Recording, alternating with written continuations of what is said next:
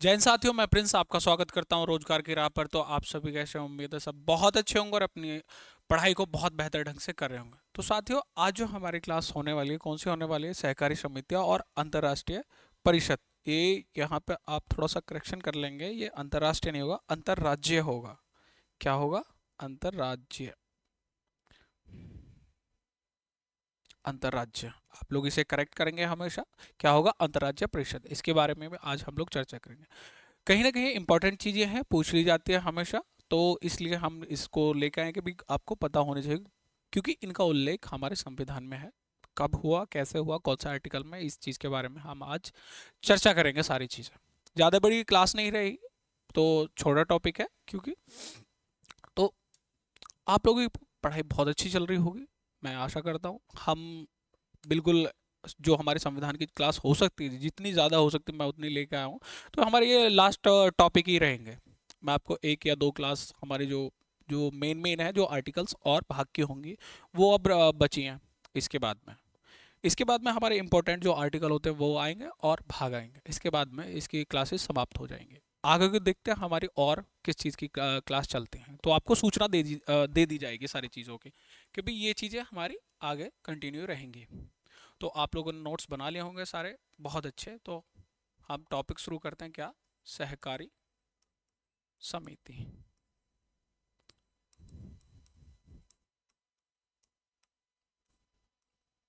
सहकारी समितियां।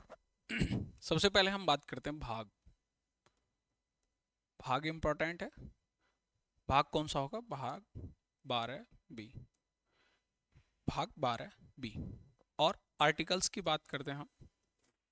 आर्टिकल्स की, तो आर्टिकल कितने होंगे? 243 जेड एच से लेकर 243 जेड एस से लेकर 243 जेड टी तक। जेड टी तक। तो आपको जब हमने म्यूनसिपैलिटीज पढ़ रहे थे हम लोग, तो उसमें आपने देखा होगा 243 जो इससे पहले जो आर्टिकल्स थे, तो वो किस में थे? तो म्यूनसिपैलिटी यानी कि जो हमारे नगर निगम की बात करें तो उसमें आर्टिकल्स थे। तो अभी किस में सहकारी समितियां, किस में ये?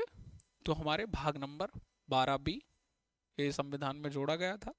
और आर्टिकल्स 243 जेड एच से लेकर 243 जेड टी तक, इन इनको बताया गया है, इनके बारे में बताया गया कि सहकारिता समिति जो होती है। अब बात करते हैं हम कौन से? संविधान संशोधन से।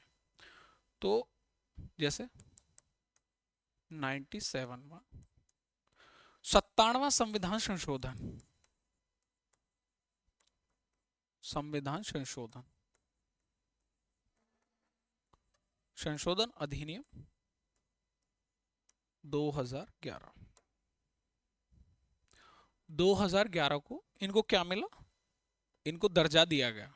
कौन सा भाग नया बना? तो 12 बी। और आर्टिकल्स कौन से? तो 243 जेड एच से लेकर 243 जेड टी तक इनको शामिल करा गया।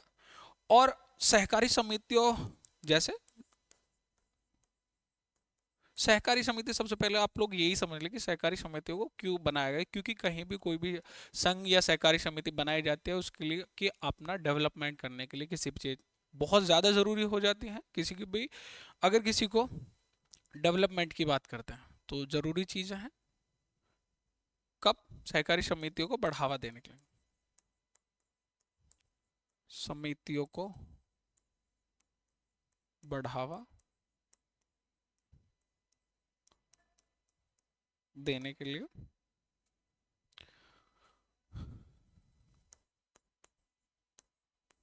नए आर्टिकल। कौन सा? 43 बी। कौन सा? 43 बी जोड़ा गया। 43 बी किस में आता है? तो आप लोगों को पता होना चाहिए जी। DPSP, directive principle of state policy.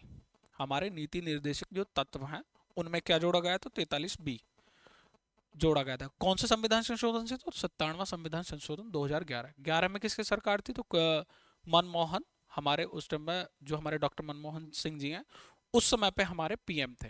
तो उनकी सरकार के द्वारा ये जोड़ा गया था। और सहकारी समितियों को इसी के तहत सहकारी समितियों को मौलिक अधिकार, मौलिक अधिकार, अधिकार किसमें रखा गया था? तो आर्टिकल जो 19, आर्टिकल 19 में रखा गया। 19 में क्या है? सहकारी जो हमारी 6 स्वतंत्रताएं बताई गई हैं, किसमें बताई गई? तो ये आर्टिकल 19 में रखा गया है। इसको ये आप लोग नोट करेंगे और इंपॉर्टेंट चीज है, याद भी रखेंगे और नोट करते रहिए हमेशा। इसी से क्या हुआ? संविधान, संवैधानिक संरक्षण। क्या लिखेंगे हम लोग यहां पर? संवैधानिक संरक्षण, संवैधानिक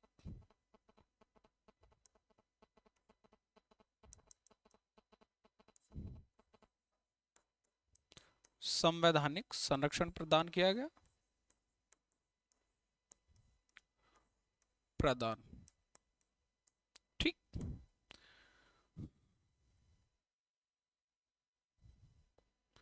अगर हम बात करें जो इसके बोर्ड होंगे, बोर्ड व सदस्य जो होंगे, बोर्ड के सदस्य, वो कभी भी 21 से ज्यादा नहीं होंगे। कितने होंगे?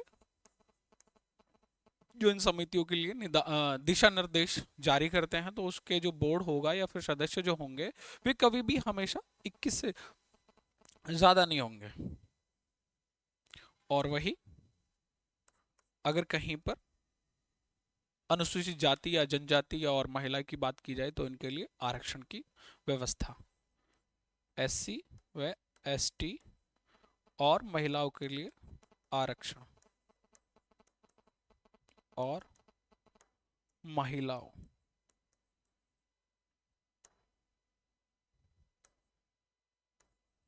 महिलाओं आरक्षण, आरक्षण की बात करिए। सहकारी समिति यानी कि कोऑपरेटिव सोसाइटीज, तो ये सिर्फ ये इतनी थी।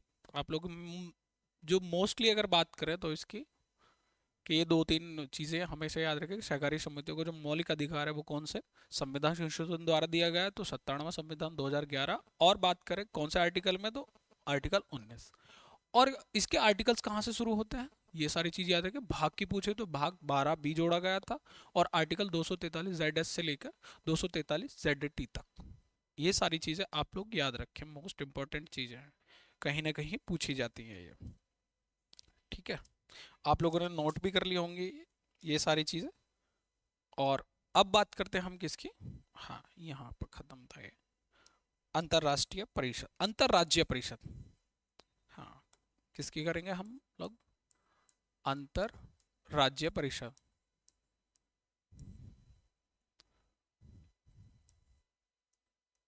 अंतर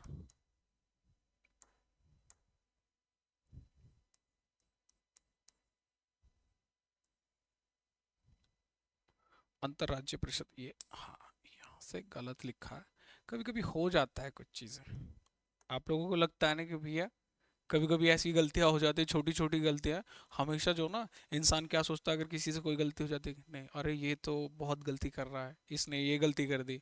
कभी भी जो उसका जो पीछे होता है ना, जैसे एक एग्जांपल के तौर पे अगर यहाँ पूरा डॉट लिखा हुआ है, तो आपका ध्यान सिर्फ इस डॉट पे होगा, बाकी जो ब्लैक बोर्ड है उस पर नहीं होगा। ऐसे ही होती है कि हमने एक से लेकर कुछ लिख दिया, तो उस पे आपको कोई मतलब उसको कोई नहीं कहेगा इसने ये इतनी सारी चीजें सही लिखी हैं। उस पे होगा, किस पे ध्यान होगा कि इन्होंने ये चीज गलती कर दी, देखो ये कितना गलत पढ़ाते हैं, ऐसे करके बोलते हैं सब, मैंने देखा है। तो ऐसे भी हो जाता है कभी कभी। तो हमेशा उन चीजों से निकले, बाहर निकले, और जो आपके अडॉप्ट करने की चीजें हमेशा उनको ग्रहण करें। ठीक है, अंतर्राज्यीय परिषद,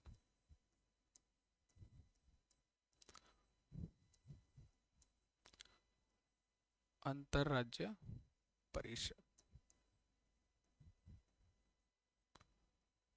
अंतर्राज्यीय परिषद। अगर हम इसकी बात करते हैं जी, किसी आर्टिकल 263 के तहत एक अंतरराष्ट्रीय परिषद होगी, अंतरराज्य, सॉरी मैं भी कभी कभी बोल जाता हूँ कि अंतरराष्ट्रीय, अंतरराज्य परिषद होगी। इसका काम क्या होगा कि भाई कोऑर्डिनेशन बैठाना राज्यों के बीच और केंद्र के बीच में, केंद्र के बीच में कि किसी भी चीज के लिए, क्योंकि केंद्र में अलग सरकार होती है और राज्यों में अलग सरकार होती है, तो उसका कोऑर्डिनेशन कहीं ना कहीं दिक्कत में आ जाता है। जैसे और अगर हम बात करें, जैसे कहीं कोई विवाद हो जाता है, उसके कोऑर्डिनेशन बैठाने के लिए हमने क्या पढ़ा था, पहले हमने पढ़ी थी एक बार, आपको याद होगा कि क्षेत्रीय परिषद है, कौन कौन सी क्षेत्रीय परिषद, क्षेत्रीय परिषद होती है, तो उसी के अंदर क्या आ जाती है ये, तो अंतरराज्यीय परिषद। आर्टिकल कौन सा महत्वपूर्ण आर्टिकल है, हमेशा याद रखेंगे इसको, 263 को। इसके तहत इसके अध्यक्ष कौन होंगे, अध्यक्ष की बात करते हैं हम, कौन होंगे जी, तो पीएम होंगे। और वर्तमान समय में पीएम कौन है, श्री नरेंद्र मोदी जी, ठीक है। पीएम पदेन अध्यक्ष होंगे। और कौन होंगे इसके सदस्य, जो अन्य सदस्य कौन कौन होंगे, तो हम बात करते हैं जी किसके, कैबिनेट मंत्री, कैबिनेट मिनिस्टर या फिर मंत्री, कितने होंगे, 6। और सभी सभी राज्यों के जो सीएम या फिर यूटी के भी सीएम, और हाँ राज्य प्लस जो यूटी में जहां जहां है सीटें हैं, तो वहां के सीएम, और जो हमारे यूटीज के प्रशासक, प्रशासक, और ये इसके सदस्य होंगे। इंपॉर्टेंट क्या है, यही चीज है कि अंतरराष्ट्रीय परिषद आर्टिकल कौन से में, तो 263 में। परिषद के कार्य क्या होंगे, वही कि किसी कोई विवाद हो जाता है किसी तरह से, और किसी चीज में अगर कोऑर्डिनेशन करना है तो उसके लिए अपनी कोई जांच बैठाना और उसके बाद में उसका रिपोर्ट सौंपना, किसको, केंद्र सरकार को। ये हाँ इंपॉर्टेंट चीजें याद रखेंगे, बस इतना सही, और ज्यादा इसमें पढ़ने की ऐसी कोई आवश्यकता है नहीं। तो इतना ही याद रखें कि आर्टिकल 263 में क्या है, तो अंतरराष्ट्रीय परिषद है। आई होप आपको क्लास पसंद आई होगी। तो आप मुझे और बताइए कि हाँ भैया आपको कैसी क्लास चाहिए, और भी आप मुझे बता सकते हैं। और हाँ, कभी मैं कोई क्वेश्चन पूछता हूँ तो उसका जवाब जरूर दें, कहीं ना कहीं इंपॉर्टेंट होता है जब भी मैं कोई क्वेश्चन पूछता हूँ, तो ये चीज़ें आप मुझे बताएं हमेशा। और लास्ट में वही कहता हूँ मैं क्या, कि हमेशा अगर आप चैनल पर नए हैं तो सब्सक्राइब जरूर करें और बेल आइकन प्रेस करें, ताकि जो भी वीडियो आपको मिलती रहे हमेशा। तो शेयर कर दीजिए, मिलते हैं कल नेक्स्ट वीडियो में। धन्यवाद।